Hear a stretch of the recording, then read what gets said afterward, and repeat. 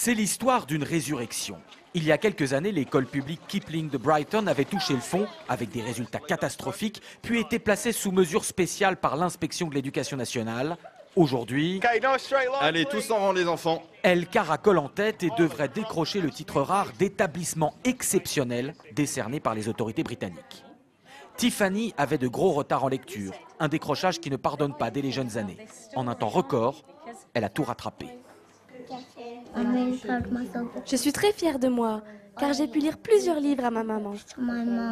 Le secret, cette professeure spécialisée qui, en 30 minutes de tutorat individuel chaque jour, a sans doute transformé l'avenir de la petite fille.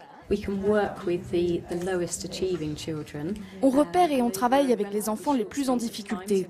En un laps de temps très court, disons entre 12 et 20 semaines, on va changer et transformer ces enfants qui ne savaient ni lire ni écrire en élèves normaux dans la moyenne de leur classe. Dans la salle voisine, autre spectacle inhabituel. Des professeurs apprennent à des parents à apprendre à leur enfant.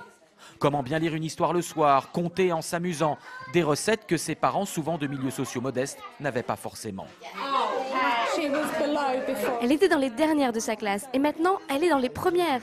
Elle a beaucoup progressé. L'école n'est qu'une partie de la vie d'un enfant.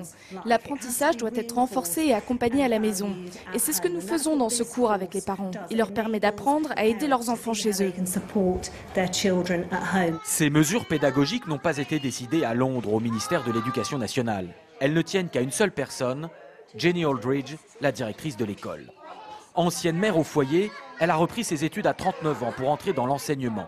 Devenue directrice à poigne et à succès, elle a été débauchée par la ville de Brighton il y a 6 ans pour administrer un traitement de choc.